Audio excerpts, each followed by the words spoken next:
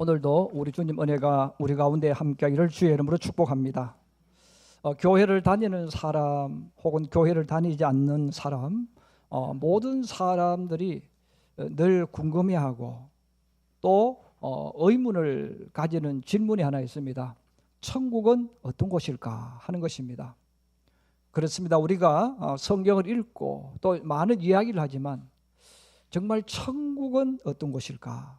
하나님 나라는 어떤 곳일까? 우리는 궁금하기도 하고 또 실제로 알기도 원합니다.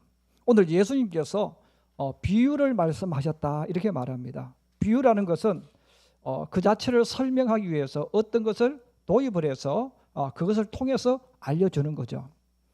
그러므로 우리가 천국은 볼 수 없잖아요. 그래서 하나님께서 천국에 대해서 우리들에게 말씀을 해주셨어요. 천국은 어떤 곳일까에 대해서 오늘 예수님은 그렇게 말씀합니다. 천국은 마치 자기 아들을 위하여 혼인잔치를 베푼 어떤 임금과 같다. 그러면 예수님께서 우리들에게 천국에 대해서 이야기해 주십니다. 천국은 어떤 곳일까? 바로 아들을 위해서 임금이 혼인잔치를 배설하는 곳, 이것이 바로 천국이다 이렇게 말했어요. 사람이 세상을 살아갈 때 이런 가장 행복한 자리, 가장 웃음이 있는 자리, 즐거워하는 자리, 또 사람들이 평생을 살아가면서 가장 예민한 부분 먹는 문제입니다.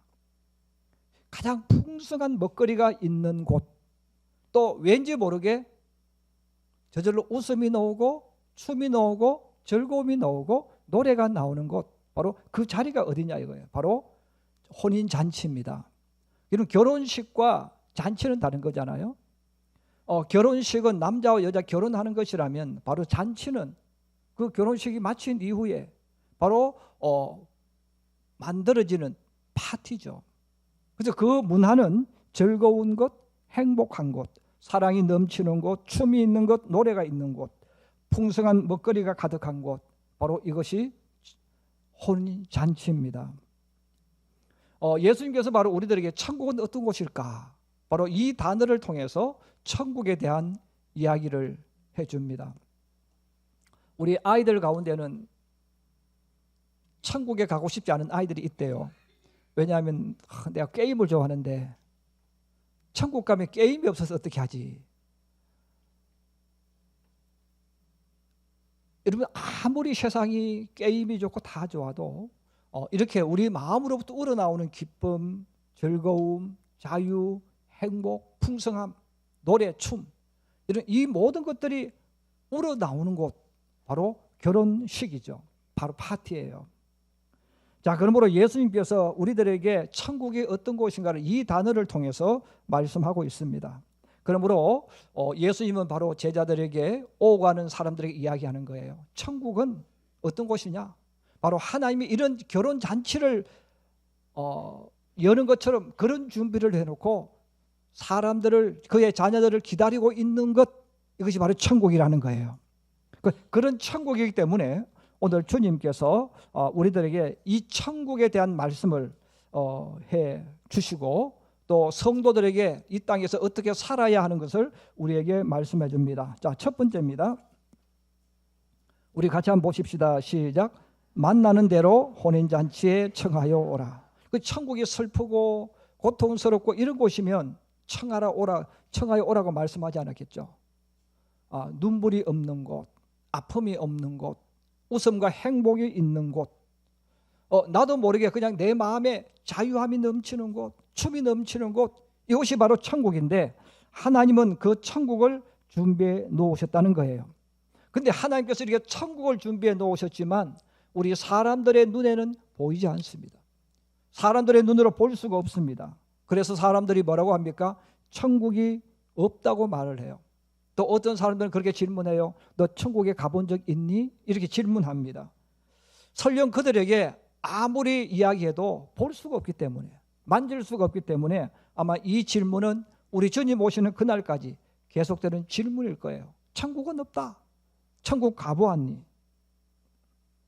자, 그래서 우리가 사람들을 이 천국 잔치에 초청하는 것도 쉽지가 않아요. 왜? 보이지 않기 때문에.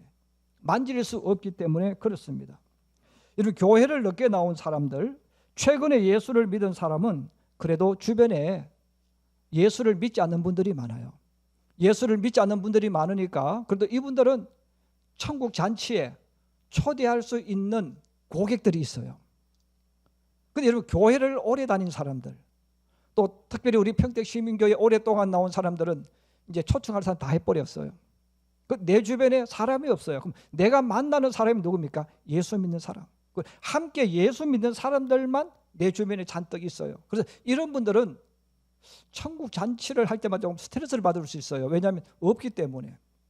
그럼 우리가 주님 앞에 이야기할 수 있어요. 주님 보세요. 제 주변에 하나님을 안 믿는 사람이 없어요. 초청할 사람이 없어요. 다 예수 믿는 사람밖에 없어요. 이렇게 우리가 주님 앞에 질문할 수가 있을 거예요.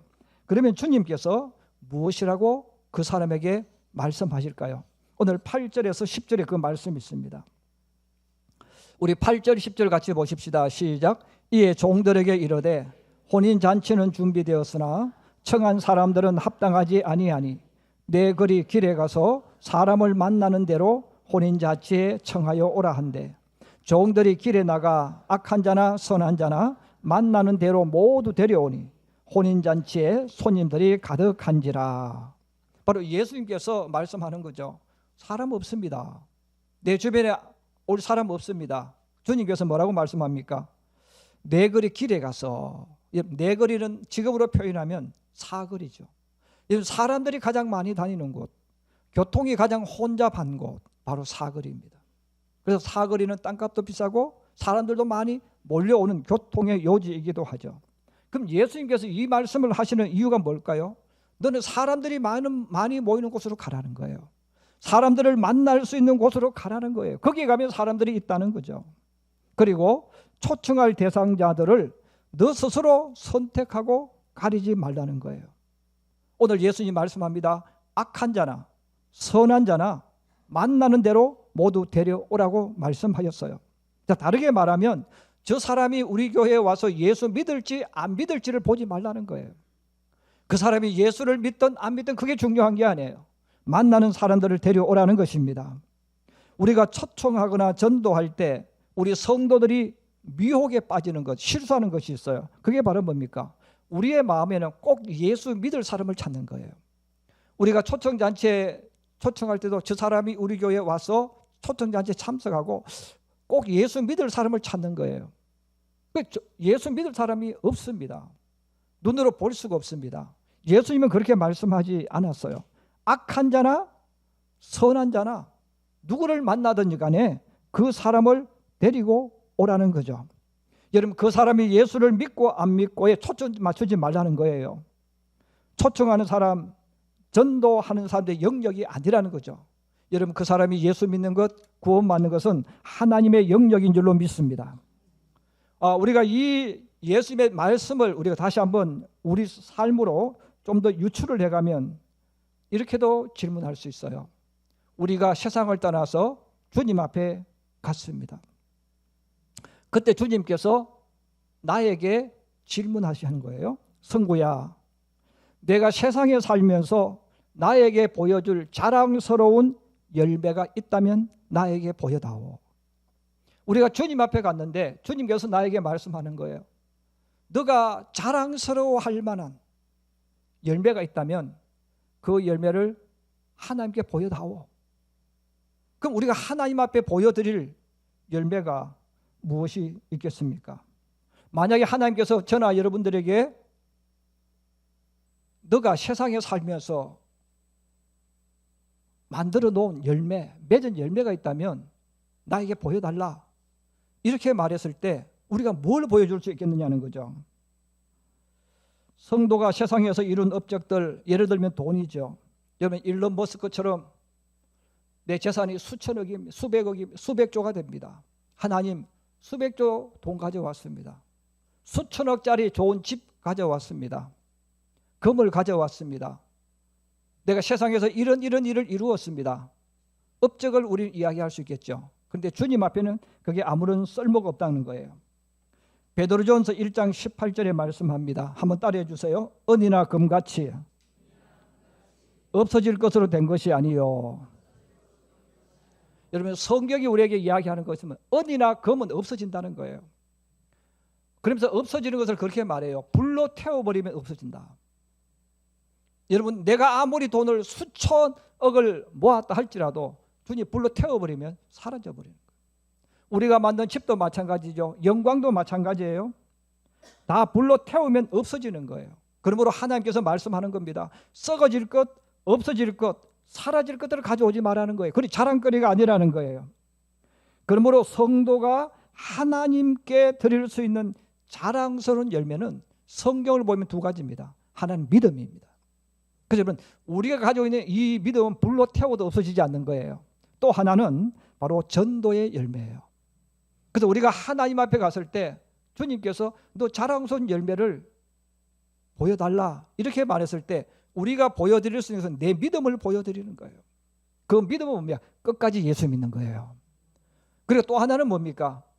하나님께 전도한 열매를 보여드리는 거예요. 하나님, 이분이 저를 통해서 주님 앞에 나와서 예수 믿었습니다.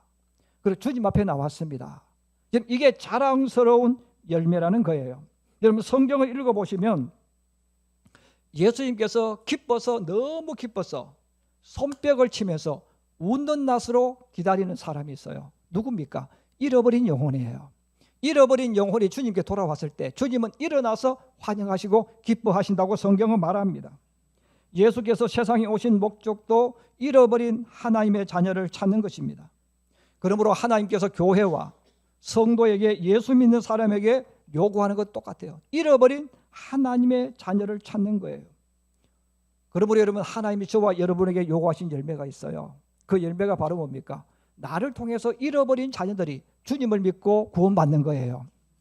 하나님은 이 일을 위해서 천국의 잔치를 배설하시고 우리에게 그 일을 맡겨주신 거예요.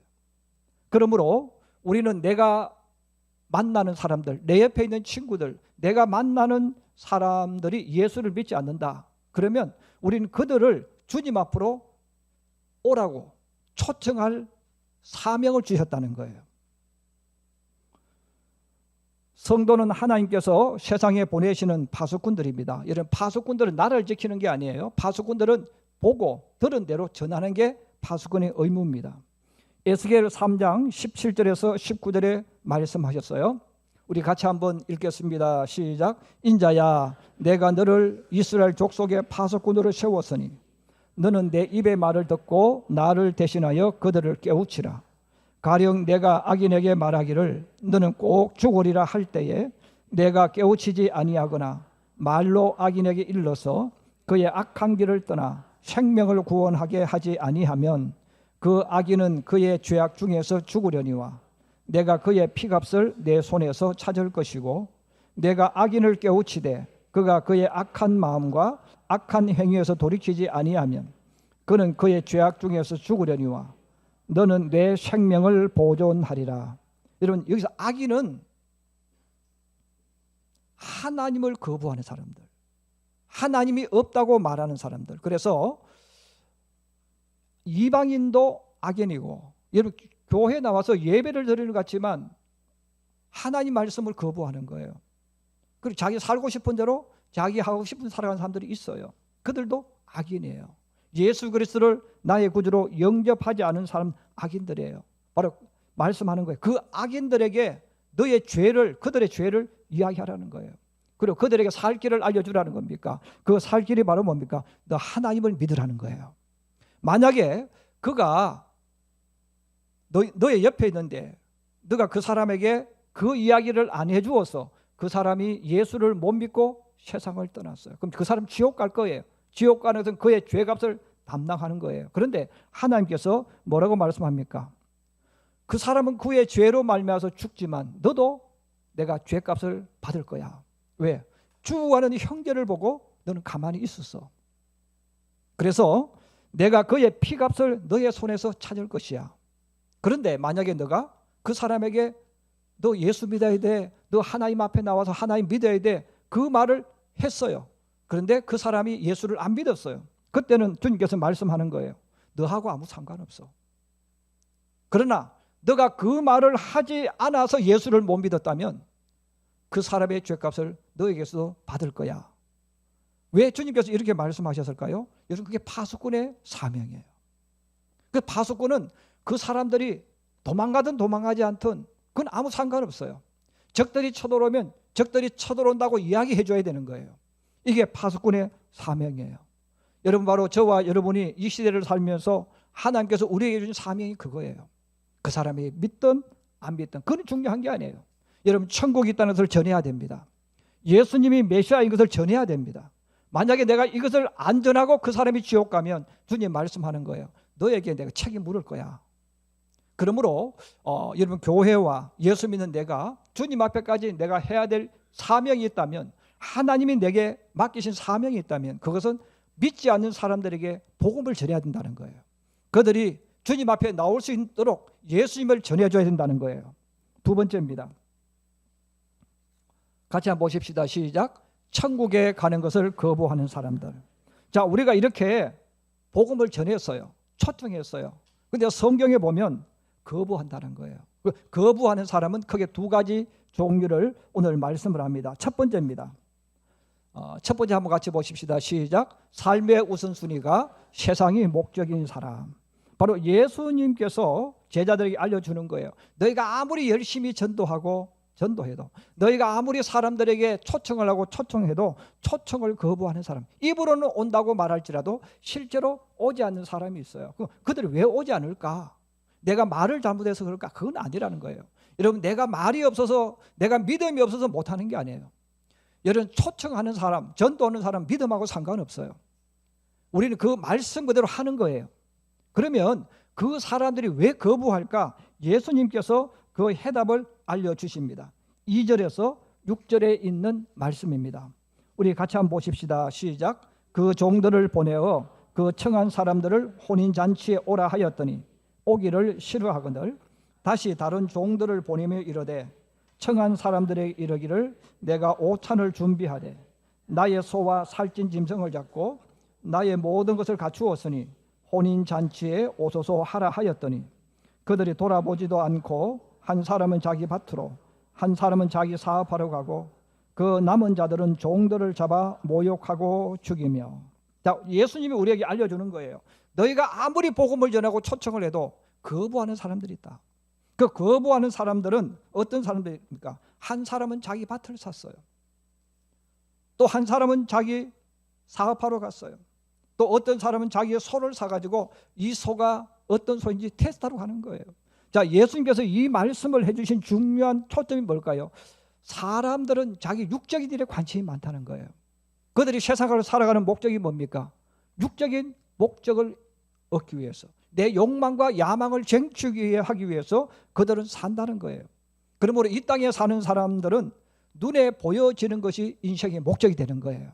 목적이 되기 때문에 그 재미에 젖어들고 그 재미에 마음을 빼앗기고 생각을 빼앗기면 천국에 대해서 관심이 없다는 것입니다. 주일날 친구들과 놀러 가는 재미에 빠진 사람, 취미생활에 빠진 사람, 자기 노는 일에 바쁜 사람, 자기 성공과 야망에 빠진 사람은 우리가 아무리 복음을 전하고 초청해도 예수님 알려줍니다. 그들은 거부할 거야. 입으로는 약속을 하고 약속을 하지만 그러나 그들은 오지 않을 거야. 이렇게 말씀합니다. 두 번째입니다. 같이 보십시다. 시작. 잔치에 참석을 했지만 예복을 입지 않은 사람.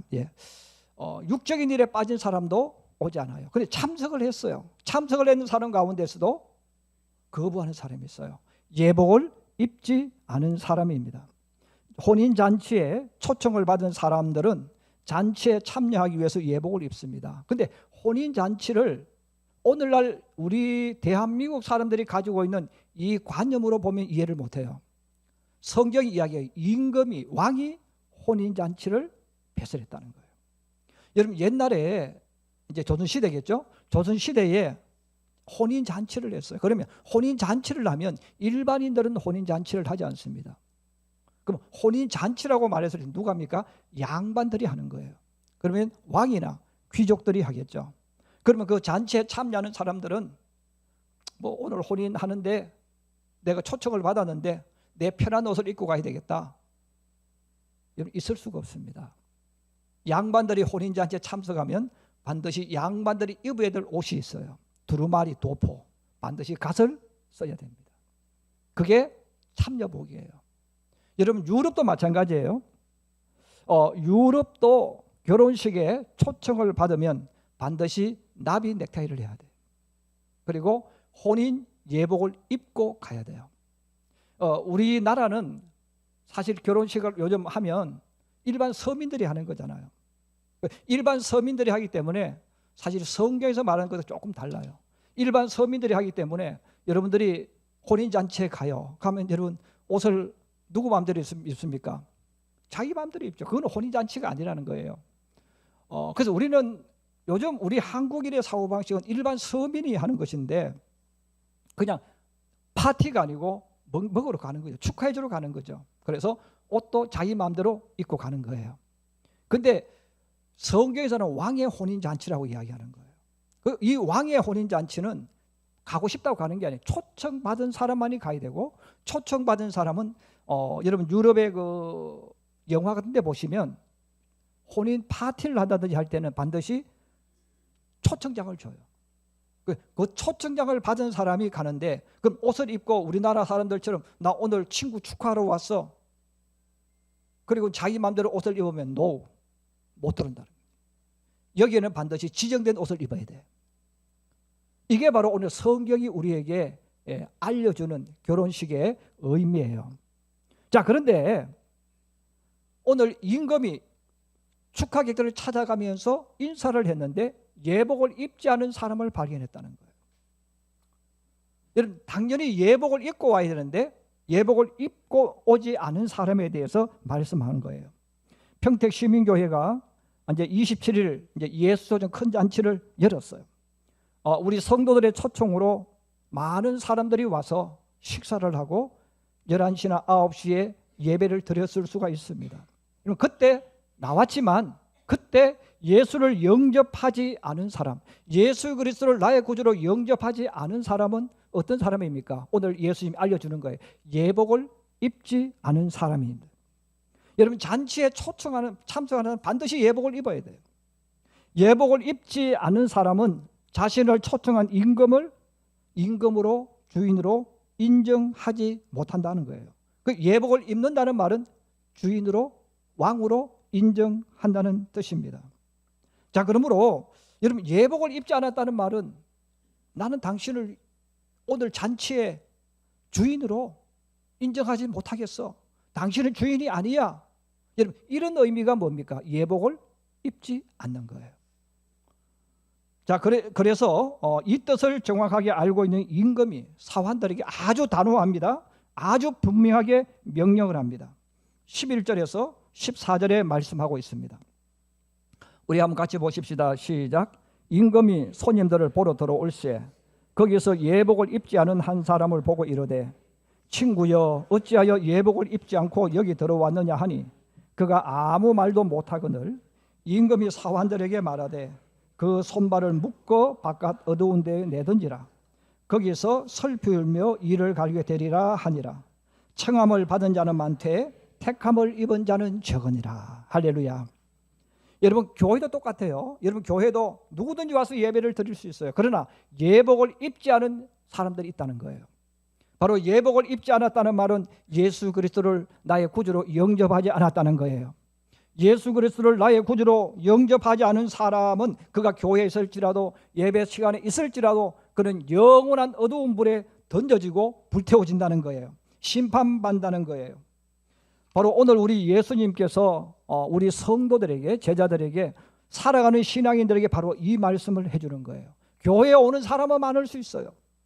성도들의 초청으로 나도 예수 믿어야지, 나도 교회 한번 가봐야지 하고 올 수 있다는 거예요. 그러나 그 사람들이 아무리 많아도 예수 그리스도를 영접하지 않으면 예복을 입지 않은 거예요. 그 예복을 입지 않았기 때문에 그들도 심판을 받는다는 겁니다. 예수 초청 잔치를 열심히 준비해서 이런 많은 손님들이 왔어요. 그런데 그 다음 주가 되면 많은 사람들이 썰물처럼 빠져나가고 교회는 오지 않아요. 자, 이런 일을 겪는 성도들 가운데는 한숨 쉬는 성도들, 좌절하는 성도들, 절망하는 성도들이 굉장히 많습니다. 자, 그런 모습을 보고 우리 교회도 그렇게 많이 해왔기 때문에 참 저는 많은 이야기 들었어요. 목사님, 이렇게 우리가 돈을 들여서 초청잔치를 했는데 오늘은 이제 오늘이 4월 27일이라고 한번 생각해 보시고 오늘이 150명 모였어요. 근데 그 다음 주에 아무도 없어요. 이게 열매가 없지 않습니까? 너무 힘듭니다. 앞으로 하지 맙시다. 이런 분도 있는 거예요. 그럼 왜 그럴까요? 그건 성경적이 아니에요. 그건 또 하나님의 뜻과 달라요. 여러분, 하나님의 뜻, 성경적인 것은 실망하는 게 아니에요. 그거 당연히 그런 거예요. 많은 사람들이 왔다가 썰물처럼 빠져나가는 게 정상인 거예요. 왜? 예수님이 오늘 우리들에게 그 말씀을 해주는 거예요.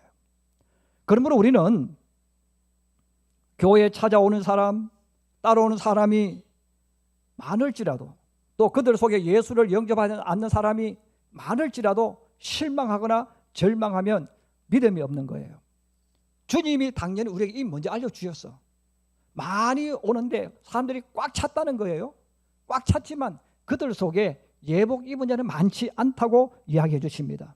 그래서 우리가 이 초청잔치를 통해서 많은 분들이 왔는데 그 다음 주일 안 왔다고 해서 낙심하면 안 돼요. 이거 당연한 거예요. 그럼에도 불구하고 우리는 주님 오실 때까지 그 일을 해야 된다는 거예요.